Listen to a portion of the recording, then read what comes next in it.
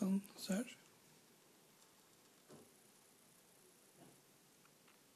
Det var masse olje. Sånn. Og så satt du den under. Kjempemint. Fortell litt hva du holder på med. Jeg vet ikke hva jeg holder på med. Du holder på å ta på en magnetisk væske. Ja, det gjør jeg vel. Under her så ligger det en magnet. Jeg kan flytte på den. På? På den. Og ja, sånn, så hun såpass har den væska da at... Den bare sklir unna.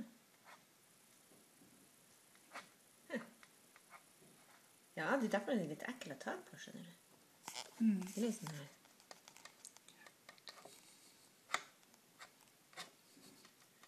Hvordan kom jeg på å ta på det her? Jeg blir jo svinet på fingrene. Æsj.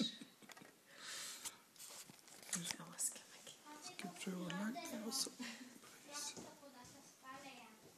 Det som skjer nå er det at jeg prøver å legge den. Det er plutselig 2 punkt.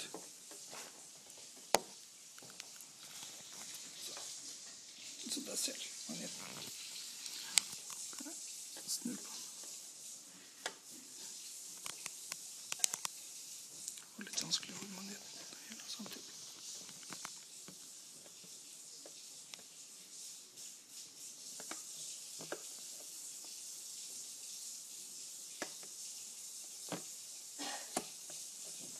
Hvis du løfter den ifra, så blir det sånn.